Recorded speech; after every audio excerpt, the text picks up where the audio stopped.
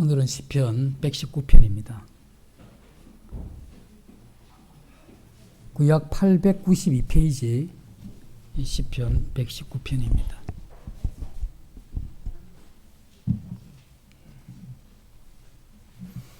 (54절) 내가 낭어대된 집에서 주의 율례들이 나의 노래가 되었나이다. (67절입니다)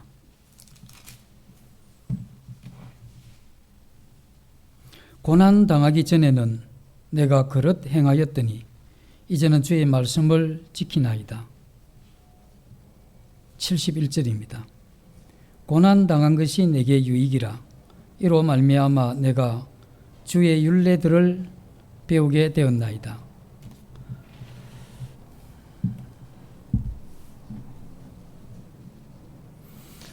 지금 요즘 시대는 외국 유학을 많이 가죠.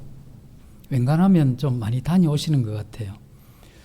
그런데 이제 1960년대 그때에 이렇게 외국에 유학을 가는 사람들은 특별히 선택받은 그런 사람들 외에는 유학을 가기가 힘들죠.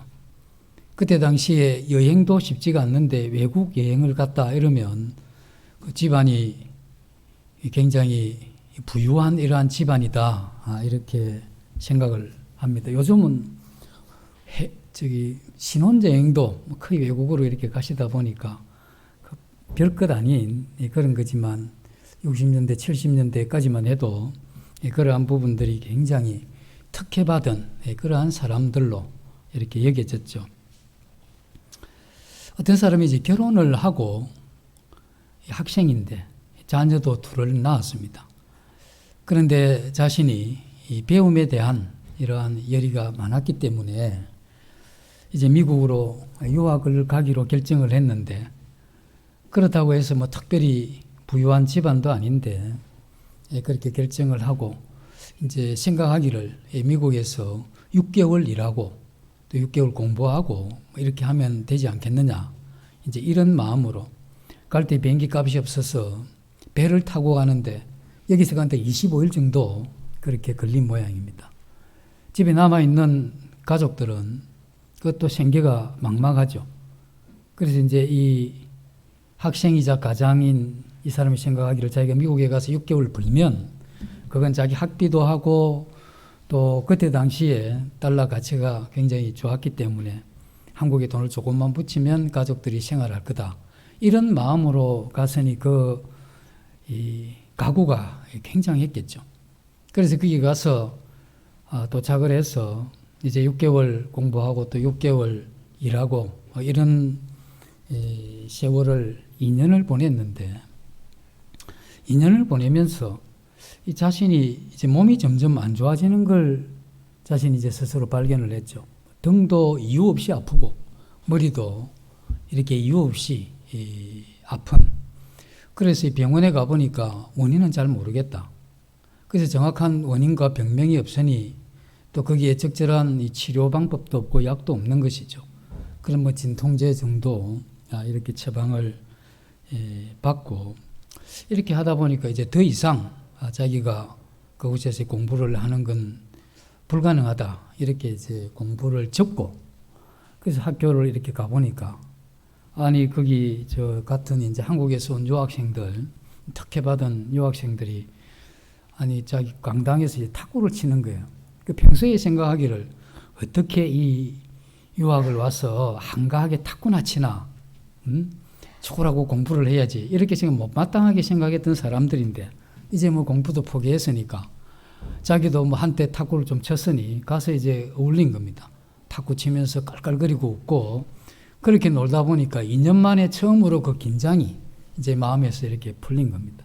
그래서 다음 날도 이왕 공부는 포기했으니까 그 이제 친구들과 같이 커피도 마시고 또 탁구도 치고 이렇게 놀다 보니까 한 일주일이 지났는데 아픈 게 점점 사그러들었다 하는 이런 이제 이야기를 들어보면서 우리도 이 땅에 나그네 같은 이러한 삶을 살아가는 사람들인데, 이러한 나그네 인생길을 가는 동안에 적절한 이러한 위로가 없으면 우리가 끝까지 이 신앙을 완주할 수 없다는 겁니다. 그래서 우리는 이러한 신앙을 끝까지 하기 위해서 우리 모든 그리스도인들에게는 특별한 위로가 필요하죠. 우리가 살아가는 이러한 인생길이 한번 힘있게 뛰고 말 이 100m 이런 게 아니고 오랫동안 달려야 되는 이 장거리와 같은 이러한 삶이기 때문에 이러한 삶을 살아가는 동안에 특별히 우리 그리스도인들에게는 이 땅이 주는, 또 이 땅에 살기 때문에 겪게 되는 이 서러운 게 많죠. 그래서 나그네 이러한 길을 가면 우리가 이 지친 이러한 육신을 회복하는 이러한 비결을 나름대로 이렇게 갖지 않으면 실패하고 좌절하는 겁니다. 이와 같은 이 가장이자 학생이 학교 병원에 가서 주사를 맞고 약을 처방을 받아도 낫지를 않고 말씀 읽고 기도를 해도 낫지를 않았는데 탁구 치고 노니까 이게 좀 좋아졌다 하는 거죠. 우리는 이제 신앙을 앵간히 이렇게 해오신 분들이 이렇게 보시면 기차같이 정열을 가지고 진짜 힘있게 하나님을 섬기던 이러한 사람들이 이렇게 끝까지 믿음을 완주하지 못하고 어느 날 자초하는 이러한 사람들을 우리가 이렇게 봤습니다. 그들은 이 신앙생활이 진지했고 또 열심히 부족하거나 또 그런 면도 아닙니다. 누구보다 뛰어난 이러한 열심을 가졌던 사람들인데 그러한 사람들이 끝까지 이렇게 완주하지를 못하고 중간에 그러한 이 신앙을 접는 이런 것을 우리가 보게 됩니다. 그래서 우리가 또 이런 이야기를 드리면 뭐 신앙은 단숨에 하는 것이 아니고 오랫도록 하는 거기 때문에 이런 데 또 힘을 얻어서 그렇지 않아도 별로 열심히 안 하면서 더 느슨한 그러한 신앙을 하려고 작정하시고 그러시면 안 되죠. 그래서 이러한 이 교재가 내가 좀 더 느긋하게 신앙을 해야 되겠다, 뭐 그런 데 빌미가 되지 않으면 좋을 것 같습니다. 우리는 이 땅에 사는 동안 힘을 다해서 이 신앙의 경주를 해야 되는 것은 굉장히 마땅한 일입니다. 우리가 이 하나님의 말씀이나 또 하나님의 그분의 뜻이나 또 우리에게 베푸신 은혜나 또 이러한 부분들을 생각을 하면 우리의 이러한 삶을 그렇게 가볍게 느슨하게 보낼 수 있다라고 이렇게 생각하기 힘든 게 우리의 신앙의 길이죠. 그런데 우리가 이러한 신앙을 열심히 하다가 보면은 우리가 보지 말았으면 좋을 그러한 일들도 보게 되고 또 우리가 당하지 않으면 좋았을 그러한 일들도 많이 당하게 되고 그러다 보니까 이 신앙을 하는 우리들의 이러한 마음에 예상 외의 이러한 이 상처나 또 이러한 상처로 인한 아픔이 만만치 않게 많이 있다는 겁니다. 그러나 이런 것들을 적절하게 다룰 수 있는 그리고 회복할 수 있는 비결을 우리 자신들은 개인적으로 이것을 다 가지고 있어야 되는 겁니다. 내 신앙은 다른 사람이 해주는 게 아닙니다. 그래서 내 신앙은 그와 같은 어렵고 힘든 이러한 과정을 겪으면서 이것을 적절히 위로받고 또 적절히 회복할 수 있는 이와 같은 이 승리할 수 있는 이런 것들이 우리에게 필요하죠. 이스라엘 백성들을 보면 그들이 애굽에서 이렇게 나온 이후에 가나안 땅에 들어갈 때까지 40년의 이러한 길을 가게 되는데 홍해를 건넜을 때 그들의 이러한 사기는 하늘을 찌를 듯하죠. 그때 가나안 땅에 들어갈 것이라고 하는 이 약속의 말씀에 대해서 회의를 느낀 사람이 없고 자기들이 그 약속의 땅에까지 못 갈 것이라고 생각했던 사람은 아마 한 사람도 없을 겁니다. 힘을 다해서 그 길을 갔지만 그러나 우리가 아는 대로 결과적으로 20세 이상의 사람들 가운데 여호수아와 이 갈렙 외에는 그 가나안 땅을 들어가지 못했던 이것을 보게 되면 우리가 한순간에 가지고 있는 이러한 열정이 그것만 가지고 우리의 이러한 믿음을 끝까지 진행시킬 수 없다 하는 이것을 기억을 해야 되는 겁니다. 등산 좋아하시는 분 있죠? 등산 좋아하시는 분은 대개 그 산촌에서 살았던 분이고, 저는 이 등산보다는 그냥 평지를 훨씬 좋아합니다. 우리가 살았던 데 들판에 살았기 때문에. 그래서 처음에 제가 이 등산할 때 굉장히 힘들었습니다. 속으로 어떤 생각을 했느냐 하면, 왜 힘들게 오르나, 내려올 길을. 뭐 굉장히 등산 가자 이러면, 아니 저기 평평한 길도 많은데 뭘 또 저렇게 힘들게 땀을 치면서 올라야 되나. 그리고 등산 가는 분들 보면 또 뭘 배낭에 그렇게 많이 또 짊어지고 갑니까? 평지를 가도 짊어지면 힘든데 산을 오르면서 그것도 머리까지 뭘 올라와요. 어떤 사람도 침낭까지 이거 메고 가는데, 그렇게 편안하게 잘 것 같으면 집에서 자지 뭘 또 그렇게 그걸 메고 그렇게 가서 또 그렇게 자냐, 그런 생각이 들죠. 또 걷는 게 좋으면 집에서부터 또 걸어서 올라가지, 또 산 밑에까지는 차를 타고 오네. 왜 또 차를 탑니까? 어차피 그렇게 집에서부터 이렇게 걸어서 가시면 되지. 이런저런 이렇게 생각을 했는데, 저도 뭐 이렇게 산을 조금씩 오르다 보니까 이제 조금 생각이 바뀌는 겁니다. 어떻게 바뀌었느냐 하면, 왜 집에서 산 밑에까지는 자가용으로 가고 거기서부터는 걸어서 올라가느냐. 집에서 산 밑에 갈 때까지는 그 도로에서 별로 위로받을 게 없습니다. 그런데 이제 정작 그 산에서 이제 오르기 시작하면, 산등성이 하나 오르게 되면 물도 흐르고 또 꽃도 보이고 바위도 보이고 또 여러 가지 또 풍경도 보게 되죠. 그래서 이 정상에 오르게 되면 정말 전망 좋은 그런 가운데 한숨을 쉬어보면 뭔가 이렇게 좋은, 그래서 이런 위로를 받기 때문에 이 등산을 하는 게 아닌가 하는 그런 생각을 해보게 됩니다. 어쩌면 우리의 이러한 인생을 가는 길도 등산하는 것보다 어쩌면 더 힘들죠. 등산하면 죽으라고 오르기만 하면 되지만, 인생 살아가는 이 길은 이거 서지도 못하고 가지도 못하고 하는 그러한 난처한 때도 있고, 또 이게 참 살 수도 있고 안 살 수도 없는 기가 막힌 그러한 때도 우리에게 있는 것이죠. 이러한 때에 우리가 적절한 이러한 위로가 없으면 어떻게 되겠느냐. 적절한 마음의 위로가 없으면 우리의 이러한 마음 가운데 이 한이 맺힌 마음이 생겨요. 한숨을 그냥 가만히 있어도 쉬는 분이 있죠. 그게 좀 한이 서려 있는 겁니다. 그리고 상처받은 이러한 심령들, 그리고 이제 나이가 점점 들면 완고하고 굉장히 고집으로 굳어진 자기중심적인 이러한 게 남게 되죠. 그래서 우리는 종종 위로가 없는 이러한 사람들이 살아온 그러한 분들을 보게 되면 그들의 이러한 마음속에 계속해서 그런 아픔과 상처에 대해서 반복해서 하는 이야기를 듣게 되고, 많은 사람들과 원수도 맺게 되죠. 그래서 사람들을 미워하게 되는데, 이건 정말 하나님 앞에 옳은 게 아니죠. 하나님 앞에 옳은 게 아닌데, 그 옳지 않는 그러한 이러한 마음, 이러한 이 마음이 끊임없이 우리는 내가 그렇게 상처받고 완고하고 고통의 이러한 마음이 해결되지 않으면, 이러한 사람들은 다른 사람을 대할 때에 자기 안에 있던 이러한 한이 전달이 돼요. 그래서 우리가 복의 근원이 되어야 되는데, 복의 근원이 되기보다는 이 상처와 아픔을 주는 그러한 근원이 될 수 있는 게 바로 우리 사람이죠.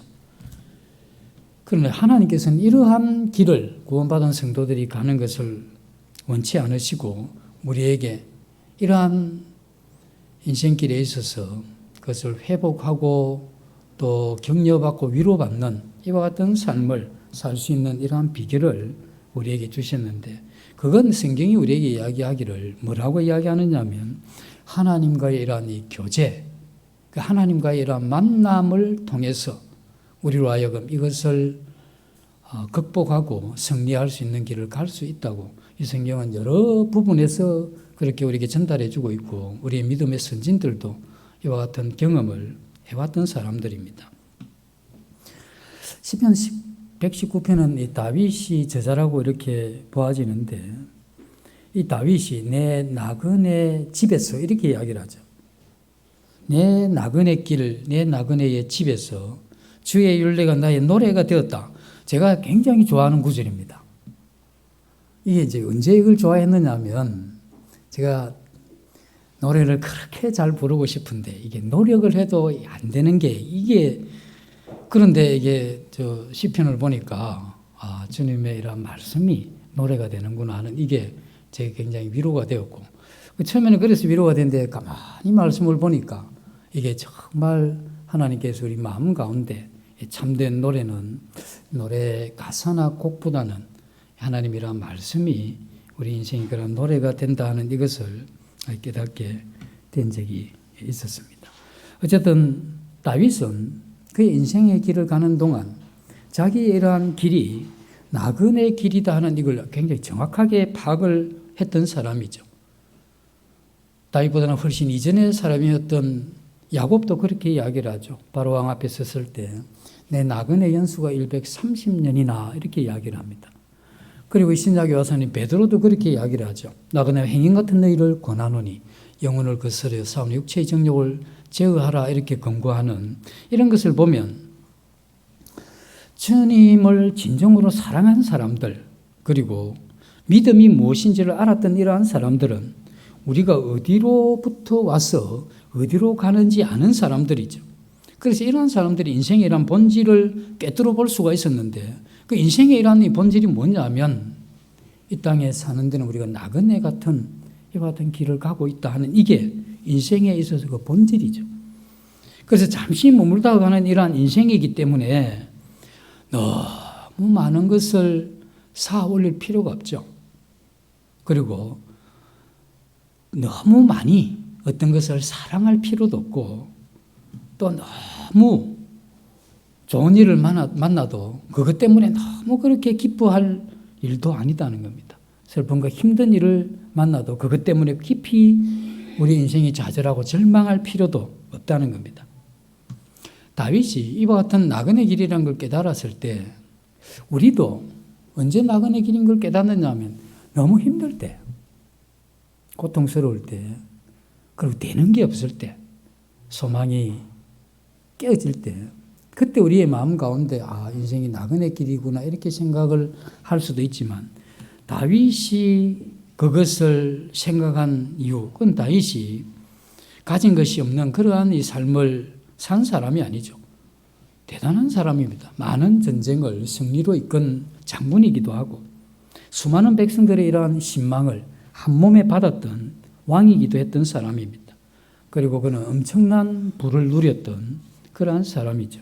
그의 부가 물론 예루살렘 성전을 솔로몬이 짓기는 했지만 그 성전을 짓는 이 재료를 다윗이 많이 준비하죠. 어떤 사람이 시간이 많아서 계산을 했는데 다윗이 성전을 짓기 위해서 준비한 금이 2.5톤 트럭에 80대분을 준비를 했다고 하니까 이건 계산하기 힘든 만큼의 그러한 부를 누렸던 사람이죠. 후궁과 비빈도 많았고 그가 원하는 이런 것들을 하지 못할 일이 없었습니다.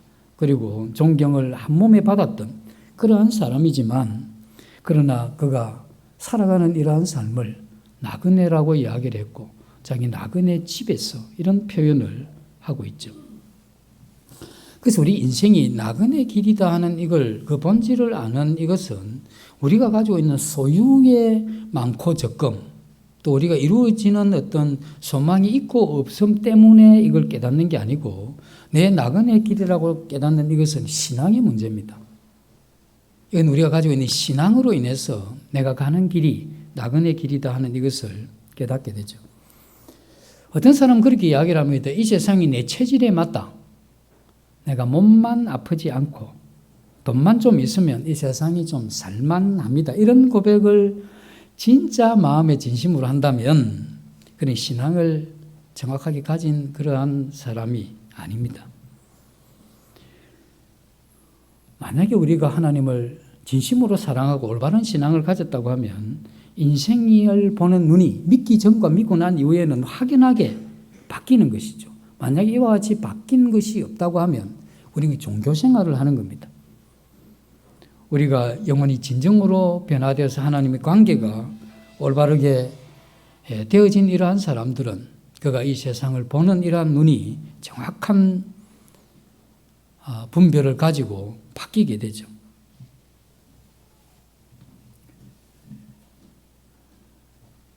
주님을 참 사랑했던 사람이 다윗이고 그가 하나님을 섬기는 즐거움으로 살아왔던 사람입니다. 그런데 이 사람이 가지고 있던 그 영광과 부귀와 권세, 또 사람의 이러한 박수 소리가 있었지만 우리가 이런 것들을 많이 가지게 되면 어떤 게 흐려지느냐 하면 인생의 이런 본질을 보는 게 굉장히 흐려집니다. 이 교주가 되는 이유도 또 왕이 되어서 이게 이미 너무 도를 지나치는 이유도 주위에서 그렇게 사람을 만들어가니까 자꾸 훌륭합니다, 대단합니다, 뭐 보통이 아닙니다 이러면 처음에 자기 그게 아닌 게 아는데 자꾸 그러면 어떻게 되느냐 하면 나 정말 그런가 하면서 나중에 자기도 그런 것 같이 생각을 하죠. 이렇게 이 다윗 정도가 되면 충분히 뭐 겸손하기보다는 좀 교만해질 수 있는, 그리고 이 나그네 집이라고 하기보다는 여기에서 누리는 것이 만만치 않기 때문에 괜찮죠. 네? 그런데 이러한 것을 가지고 있었지만 그의 이러한 시야가 흐려지지 않았던 것은 그 자신이 진정한 신앙을 가지고 있기 때문에 그랬다는 겁니다. 만약에 우리가 진정한 신앙을 가지고 있다면 이런 우리 인생의 거품을 다 빼고 우리 자신이 이 현실을 정확하게 이렇게 바라보게 되죠. 아무리 이 세상이 어두운 그러한 이 밤길이라 할지라도 우리는 이러한 어둠 속에서도 우리 자신의 이러한 이 인생이 어떤 것이다라고 하는 이것을 우리의 이러한 신앙이 우리에게 제공해 주기 때문에 우리는 본질을 느끼고 그것을 추구하는 이러한 삶은 끝나지 않는다는 겁니다. 우리가 이 신앙을 제대로 하고 나면 우리 자신이 조금씩 바뀌죠. 처음에는 조금 바뀝니다. 그런데 세월이 지나면 많이 바뀌죠. 왜냐하면 믿을 때는 이렇게 갔는데 믿고 나니 이렇게 가니까 이게 세월이 5년, 10년 지나면 굉장히 많이 바뀌게 되고 이렇게 바뀌게 되면 우리는 세상과 좀 안 맞아요. 이 세상과 이게 왜 이렇게 안 맞는지, 안 맞아도 너무 안 맞고 코드 하는데 코드는 아예 뭐 맞춰볼 가능성이 없는 데까지 가게 되는데 우리가 믿음을 가지고 나서 세상에 믿기 전에 지냈던 이 친구들을 버려야 된다고 생각을 한 적이 없죠. 하나님도 야, 너 거기들과 어울리지 마. 어울리면 물드니까. 이렇게 하나님 우리에게 이야기한 적도 없는데, 그런데 우리가 믿음을 가지고 살아가니까 우리가 가치가 달라졌죠. 그리고 우리가 살아가는 자리도 달라졌습니다. 그리고 그 세월이 많이 지나니까 그들과 만나서 이렇게 식사를 하고 이야기를 나누어 보면 밥 먹을 때까지는 좋아요. 그래서 밥 먹고 나서 이야기를 시작하게 되면 이게 어떻게 이렇게 안 맞는지, 그래서 이게 한두 번 어떻게 좀 잘 이렇게 해서 복음 좀 전하가 이렇게 만나보지만 이건 너무 이미 길을 달리해서 오래 왔기 때문에 이게 안 맞죠. 근데 교회 오게 되면 어릴 때 뭐 친한 친구들도 아니었는데 이렇게 뭔가 맞잖아요. 네? 뭔가 비슷하고 고민하는 게 또 뭔가 이 해결책도 어떤 한 가지로 이렇게 방향을 향해서 가게 되니까 내가 지혜를 배우고 또 이렇게 섬김을 받기도 하고 또 내가 넘어질 때 내가 이렇게 시험을 받는 이와 같은 일들이 이 교회에서 일어나게 되는 이것을 보게 되는 것이죠. 이 다윗이 내 나그네 집이라고 이야기를 했을 때 다윗이 정말 자기가 못나고 다른 사람에 대해서 좀 뒤처지고 돈도 없고 친구도 없고 버림받은 그러한 삶을 살았기 때문에 나그네라고 느낀 게 아니다는 겁니다. 그건 뭐냐면 신앙이 자기가 가야 될 이러한 길을 정확하게 가르쳐 주었기 때문에 그것 때문에 자기 자신이 나그네라는 걸 알게 된 것이죠. 그래서 나그네 길인 걸 알게 된 이러한 삶을 다윗이 살아갔기 때문에 그 자신이 오늘날 우리에게 이와 같은 간증을 통해서 그가 하나님 앞에 드린 이러한 시를 통해서 우리로 하여금 우리와 같은 어떤 이런 것을 함께 느끼고 또 동감할 수 있도록 우리를 도와주는 이러한 글도 기록한 것을 볼 수가 있습니다. 우리가 이 세상에 주님을 믿고 사는다고 하는 사람들을 많이 보게 되지만 많은 사람들이 형식적인 이러한 신앙과 그리고 불순종의 이러한 삶을 살아가는 경우가 생각보다 좀 많습니다. 왜냐하면 첫째 문제는 그가 주님을 개인적으로 깊이 인격적으로 만난 이러한 경험의 부족, 약함 이런 것들로 인해서 그렇게 살아가지만 그러나 어쩌면 정말 지극히 적은 이 소수의 사람들은 주님을 그렇게 진실로 만나고 지극히 하나님의 이러한 사랑을 받기도 하고 사랑하기 때문에 자기 이러한 이 삶과 자기 삶 안에 있는 시간과 재물과 재능을 하나님을 섬기는 데 이렇게 드렸던 이러한 소수의 사람들도 있습니다. 그것이 어떤 억압이나 또 그런 형태가 아니라 자신의 이러한 마음에서 순수하게 성령의 감동으로 일어난 이러한 섬김의 삶을 산 이러한 사람들이 좀 있죠. 우리는 어떤 사람들이 이야기를 할 때 아이고 형제님 또 자매님 너무 그렇게 무리하지 마십시오 이렇게 이야기를 하면 우리가 속으로 그런 생각이 들죠. 네, 뭐 정말 무리한 것도 없는데 어쩌면 좀 무리하지 말고 조금 그래 쉬어가면서 하세요. 그렇게 이야기 들을 어떤 자격이 없는데 이런 생각이 들죠. 그러나 우리들 가운데 또 우리 믿음의 선배 가운데 정말 불꽃같이 하나님을 섬기면서 삶을 산 사람이 있습니다. 그런 사람들은 시간을 쪼개고 자기의 삶을 이렇게 하나님 섬기는 데 드렸던 이러한 것에 대해서 정말 드려도 섬겨도 늘 부족했던 것을 느끼면서 간 사람이 있습니다. 그리고 이렇게 산 사람들이 마지막에 하는 고백이 뭐냐면 우리 선배들 가운데 했던 고백 중에 하나가 이런 겁니다. 내가 이제 마지막에 이제 하나님 앞에 이런 고백을 하죠. 하나님 앞에 어떻게 이야기하느냐면 내가 하나님 앞에 태만하게 게으르게 산 이 죄를 용서해 주십시오 하는 이런 기도를 한 사람들이 있습니다. 그런데 이렇게 기도한 이 사람이 어떻게 살았느냐 하면 죽는 그날 아침에도 신방 갔다 왔거든. 이게 뭐냐면 그렇게 열심히 살아야 뭘 느끼느냐면 자기가 태만하게 살았다는 걸 아는 겁니다. 주님을 힘껏 섬겨봐야 내가 제대로 못 섬기는 걸 알죠. 그래서 우리는 섬길 만큼 섬긴 사람이 없습니다. 그런 우리 보고 좀 쉬어가면서 하셔요. 늘 쉬는데 뭐 여기서 더 쉬면 신앙 안 하는 것밖에 없는데 좀 해야 되죠. 우리는 좀 해야 되는데 어쨌든 이러한 사람들 때문에 이 복음이 오늘날 우리에게 전수되었고 이러한 복음이 우리 마음 가운데 이렇게 살아서 움직이는 계기가 된 이것이 이런 사람들이 이 땅에 존재했기 때문에 그런 사람 우리가 이렇게 존재하는 것이죠.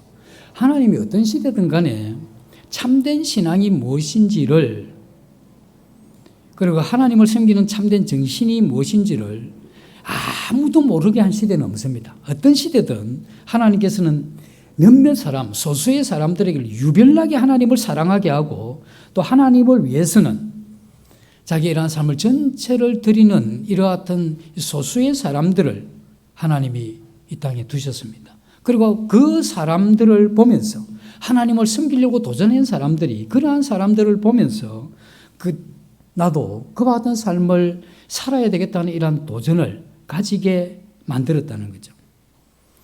그래서 이렇게 소수의 사람이지만 자기 삶 전체를 들여서 하나님을 섬겼던 이러한 사람들이 가지고 있었던 신앙의 공통적인 부분이 있었는데 그것은 내세의 신앙입니다. 영원한 하늘나라를 본향을 사모하는 이러한 신앙. 이것이 열심을 다해서 죽을 힘을 다해서 자기의 삶 전체를 드렸던 사람들이 동일하게 가지고 있는 겁니다. 그래서 내가 곧 그 나라에 가게 될 거다.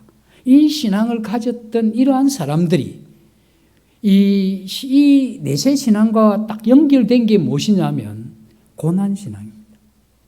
내가 이와 같은 영원한 본향을 사모한 사람들은 이 세상에 이러한 이 고난을 견디며 갔죠. 잠시 받는 환난에 경한 것이 지극히 큰 중한 영광에 비교해서 아무것도 아니다 하는 이것은 하늘나라에 대한 소망과 이 땅에 있는 고난을 함께 이렇게 한 사람인데, 이것을 연결시켜 주는 게 무엇이냐면 그리스도와 연합입니다. 우리 내세 신앙과 현재의 고난을 연결시켜 주는 것이, 그래서 그리스도께서 나를 위해서 죽으셨으니 내가 형제를 위하여 죽는 것이 마땅하다 하는 이것들이, 이제 내 안에 사는 것이 그리스도니 내가 사나 죽으나 내 안에 그리스도가 존귀케 되기를 원한다는, 이건 그리스도를 믿는 이 신앙이 내세 신앙과 현재의 고난을 이렇게 연결시켜 줄 그때에 뭐가 생기느냐 하면, 이 고난을 겪는 이 세상은 잠깐 지나가는 나그네 인생이다는, 여기에서 순례자의 이러한 삶의 의미를 우리로 하여금 찾을 수 있고 느낄 수 있고 경험할 수 있도록 해왔다 하는 것입니다. 그래서 이러한 나그네로 여기면서 사는 이러한 사람들은 이 세상이 정말 잘못돼가는 게 많죠. 저도 한때 이 정치에 대해서 1년을 살펴보면서 제가 하나 결론 내린 건, 더 이상 신경 쓰면 안 되겠다. 정의가 없다. 공평도 없고 정직도 없고 양심도 없는 거다. 필요한 건 법이고 하나님의 은혜지. 그래서 이 세상이 잘못돼가는 이것에 대해서 너무 많이 그렇게 고민할 필요가 없겠다. 왜냐하면 이미 이 세상이 그들 안에 있었고 그러려니 하는 수밖에 없겠구나, 이 생각도 해본 적이 있습니다.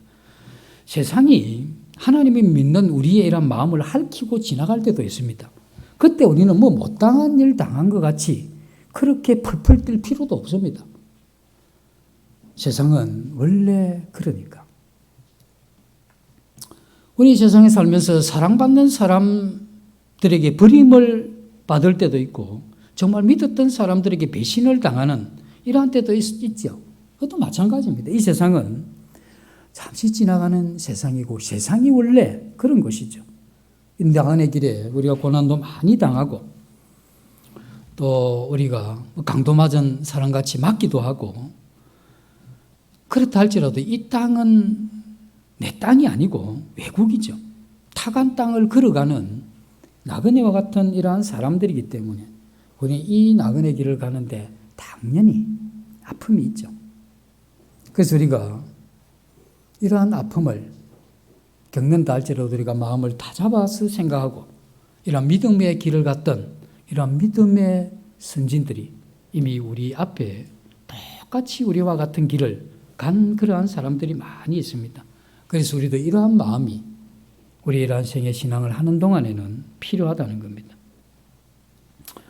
그래서 우리가 쉽게 낙심하거나 쉽게 좌절하거나 또는 세상이 우리를 도와주지 않을 때 당연하다고 생각을 하시면 되잖아요. 너 왜 그러나? 원래 세상이 그런데 그걸 자꾸 시비 걸면 뭐 하겠습니까? 그것은 한두 번 일어날 일이 아니고 우리가 이 땅을 마칠 때까지 반복해서 일어날 그러한 일인데, 왜? 우리가 나그네 길을 가기 때문에 어쩔 수 없이 일어나는 그런 일입니다. 이 시인도 배신을 많이 당했던 사람이죠. 특별히 사랑받아야 될 이러한 사람들로부터조차도 버림받았던, 이것이 다윗의 이러한 생애입니다. 그런데 그도 이것 때문에 그것을 이상하게 생각을 안 했죠. 왜냐? 그는 이 나그네 길에 원래 서러움이 많은 게 나그네이라는 길이기 때문에 그렇다 이 생각을 한 겁니다. 우리는 이 땅이 우리 홈그라운드가 아닙니다. 우리는 적들에 둘러싸여 있고 적들의 함성이 있는 곳이 바로 이 세상인데, 그래서 우리는 이 세상에 특별한 기대를 많이 그렇게 가질 필요가 없습니다. 이거 가진다고 될 일도 아니고, 가진 만큼 실망하고 기대한 만큼 우리에게 아픔이 돌아오는 것이 세상이죠. 우리는 이 세상에서 기대하고 많이 얻을 것이라고 생각하고, 우리가 지혜를 발휘하면 이 세상에서도 버림받지 않고 어느 정도 누리면서 그리고 믿음의 길에도 이탈되지 않고 갈 수 있을 것이라는 이 헛된 이러한 기대를 빨리 버리는 것이 필요합니다. 그건 굉장히 헛된 거죠. 그렇게 되도록 돼 있는 게 아닙니다. 그걸 빨리 버리는 것이 우리가 믿음의 길을 가는 데 있어서 도움이 된다 하는 겁니다.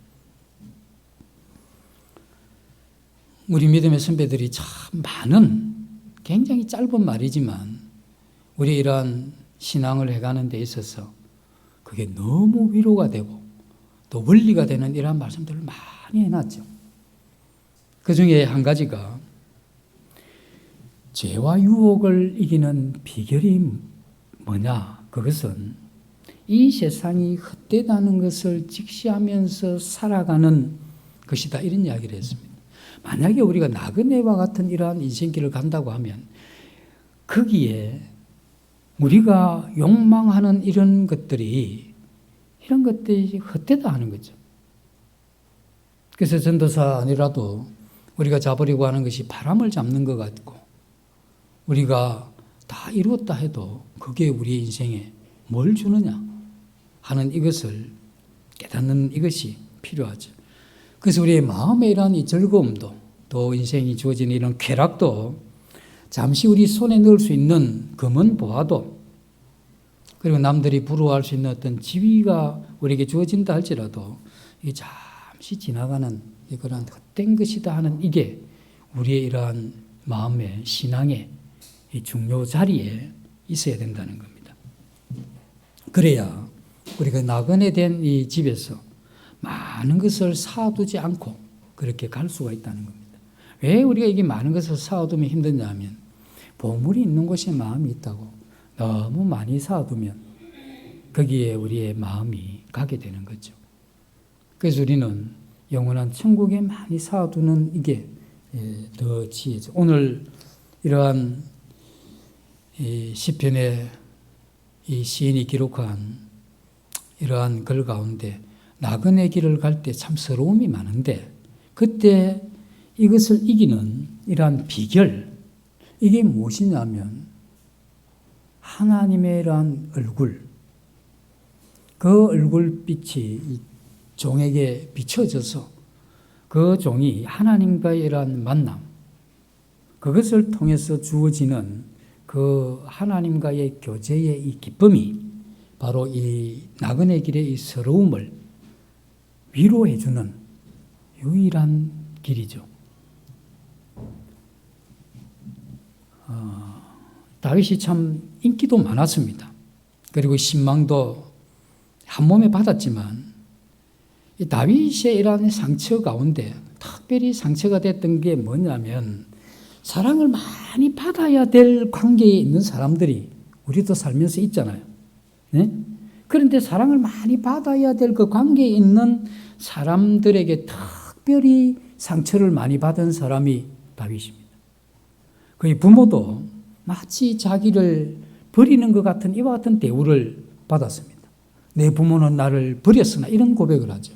그만큼 다윗이 자기 부모에게조차도 대우를 받지 못했던 그리고 이 동기간에도 자기의 마음을 의지하고 의탁할 수 있는 함께 할 수 있는 이러한 형제감도 없었던 사람입니다. 그리고 그의 아내도 참 사랑해서 결혼하긴 했는데 그 아내조차도 자기의 이러한 신앙을 전혀 이해하지 못하는 이러한 여인을 만났던 것이죠. 이러한 나그네 길에서 그가 박수도 받고 부름도 받고 많은 사람이 자기에게 환호성을 보냈지만 그러나 다윗 자신은 정작 사랑받아야 될 관계에 있는 이러한 사람들에게 생각보다 이 배신과 그리고 미움과 버림을 받았던 굉장히 슬픔을 많이 가지고 있었던 그러한 사람이죠. 그럼에도 불구하고 다윗이 이 슬픔과 이 배반과 상처와 이러한 아픔이 그의 인생을 삼키지를 못했다는 겁니다. 다윗이 고통 가운데 자식조차도 그 왕권 때문에 자기 목에 칼을 겨누는 같은 살벌한 인생을 살았던 사람이죠. 그래서 다윗이 압살롬의 반역 이후에 그렇게 이야기를 하죠. 압살롬의 이름을 부르면서 내가 죽었다면 이런 이야기를 할 만큼 이러지도 못하고 저러지도 못하는 이와 같은 이 상처를 받았던 사람이 바로 이 다윗이죠. 그런데 이 정도가 되면 이제 한이 맺히는 거죠. 참 인생이 힘들고. 그런데 이 다윗이 그러한 어려움과 고통과 상처 때문에 마음이 굽어지거나 패역한 상태로 변해가는 대신에 그가 더 거룩해지고 더 하나님 앞에 거하는 그러한 사람으로 변해갔다 하는 이것이 다윗의 이러한 생애의 비결이죠. 그 신앙이 주었던 그 나그네 길에 그 서러움을 위로해 줬던 이것이 그 하나님과의 만남, 그 교제였다는 겁니다. 그에게도 이 슬픔과 고난에 이러한 골짜기도 있었지만 남다른 은혜의 세계가 있었다는 거죠. 하나님의 이러한 얼굴빛을 비추시고 만나주시는 이러한 이 교제의 즐거움의 이러한 이 세계가 있어야 우리가 이 시련을 겪으면서도 우리 마음 가운데 상처로 인한 한이나 또 배반을 당하면서도 적개심을 가지는 이러한 마음 대신에 하나님의 이러한 보좌 앞에 나아갈 수 있는 이러한 믿음의 사람이 되어갈 수가 있다는 겁니다.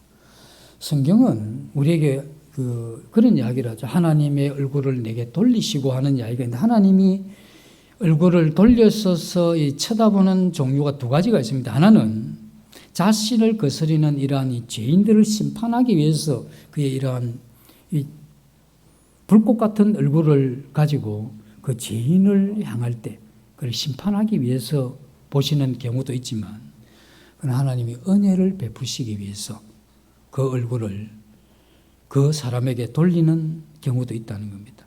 시편 속에는 주의 얼굴을 당신이 백성에게 비춰달라는 이러한 강한 간구와 이 탄원의 이러한 내용이 많이 나오는데 특히 이와 같이 하나님의 이러한 얼굴을 우리를 향해 비춰달라고 하는 이것의 이 의미는 하나님과 영적인 이러한 교제를 의미하는 겁니다.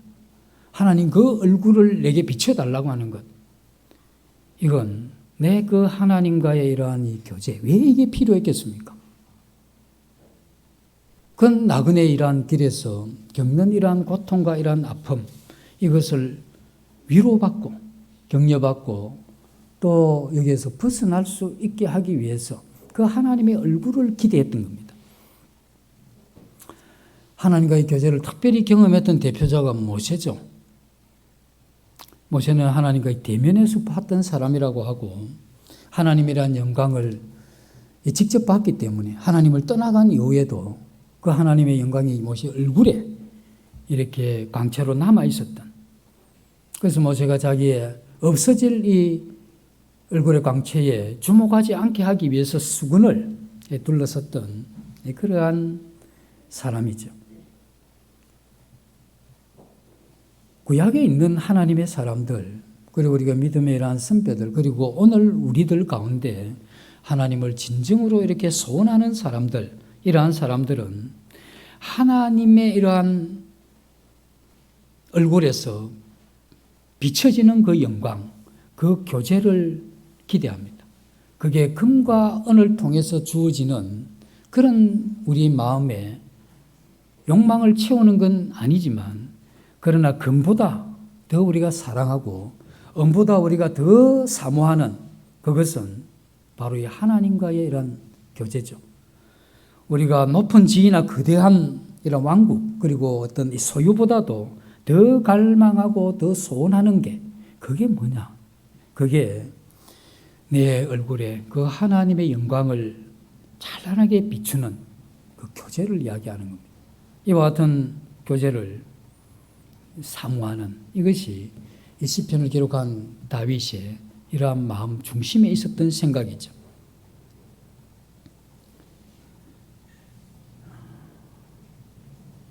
우리가 이 슬픔과 이 고난이 있는 게 이 나그네 길입니다. 하나님을 안 믿어도 마찬가지고 믿어도 마찬가지입니다. 우리가 인생을 생각하지 않으면 모르겠거니와 생각하지 않는다 할지라도 죄 있는 이 세상에 우리가 살아가는 동안 이것이 없을 수가 없죠. 그러나 우리가 이와 같은 길을 가는 동안 하나님과의 만남과 그 교제, 그것을 가지고 있다면, 그리고 그러한 이 만남을 통해서 우리 마음 가운데 하나님의 영광이 비춰지면, 모세는 그 얼굴에 광채가 남아 있었지만 우리가 그 하나님을 만나게 되면 우리의 이러한 마음에 그 하나님의 광채가 남아 있습니다. 그러한 이 광채가 남아 있으면 하나님께서 나를 아시는구나.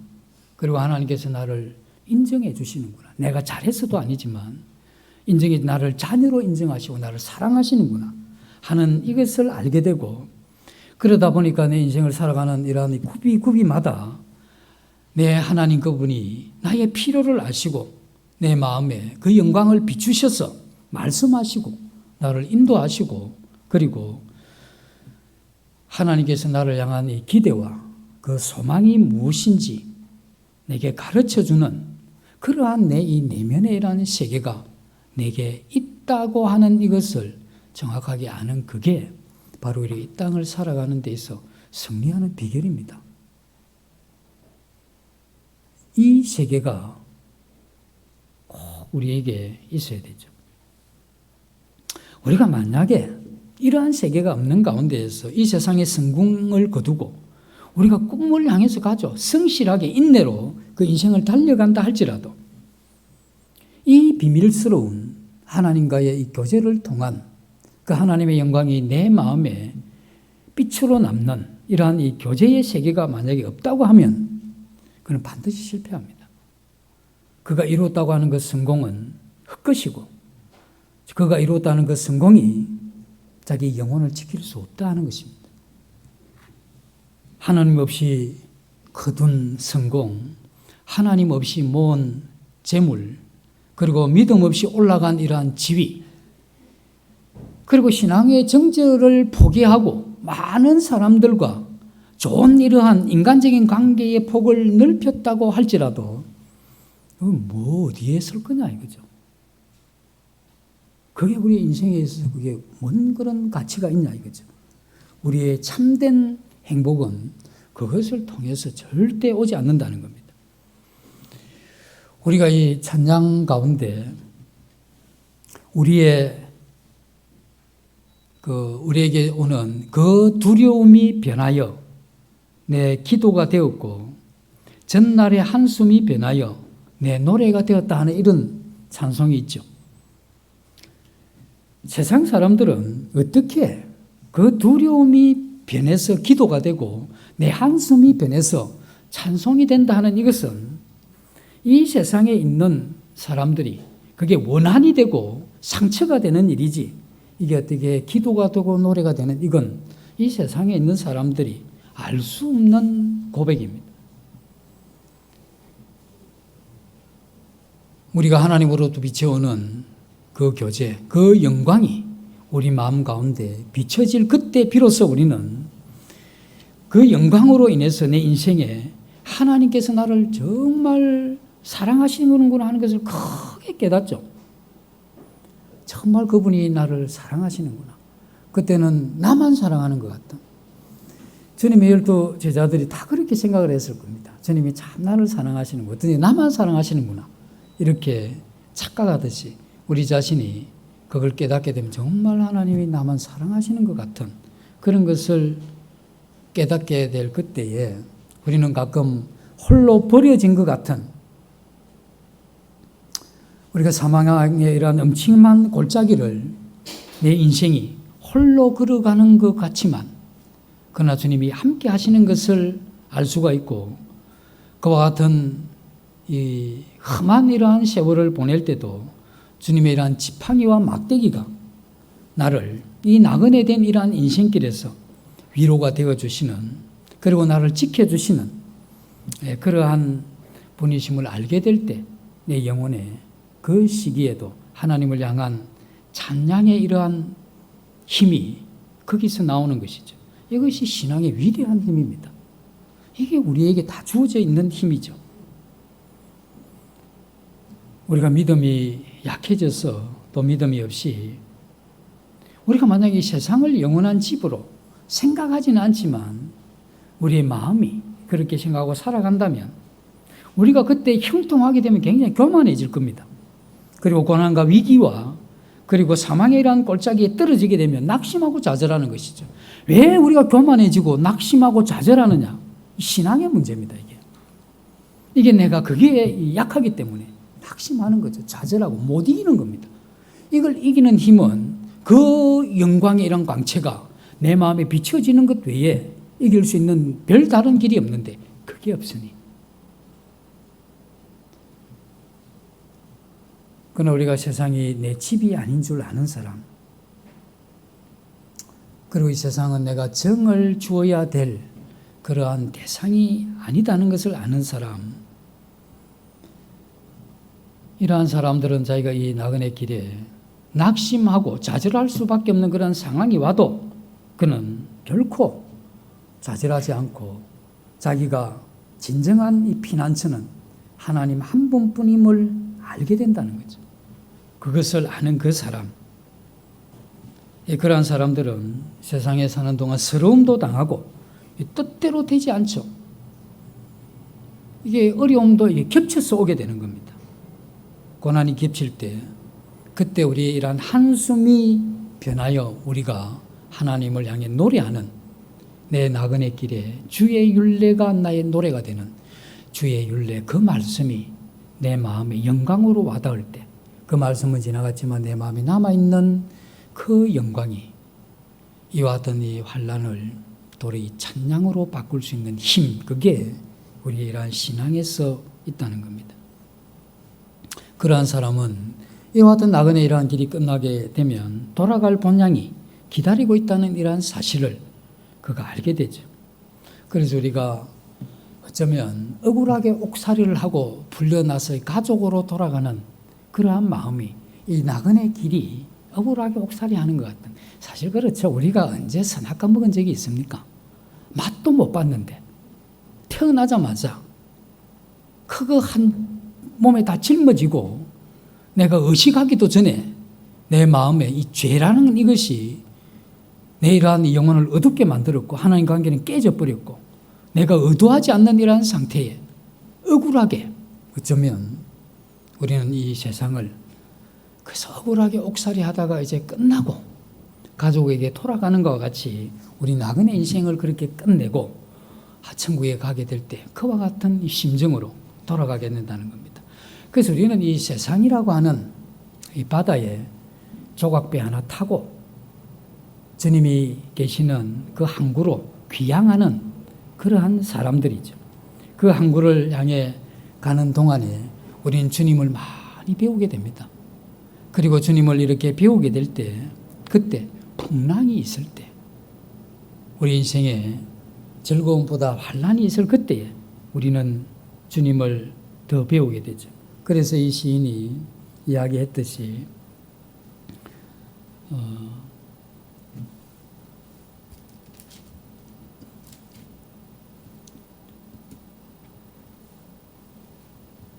71절에 그렇게 이야기했죠. 고난당한 것이 내게 유익이라. 이로 말미암아 내가 주의 율례들을 배웠다.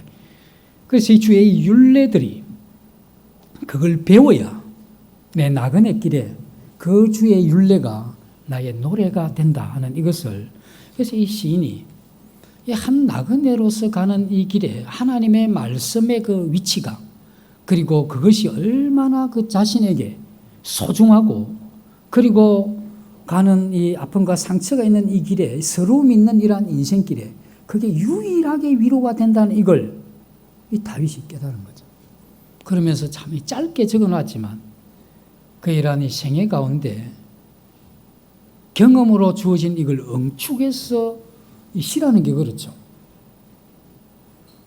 정말 감동이 될 때 시를 쓰죠. 더 많이 감동되면 말이 없죠.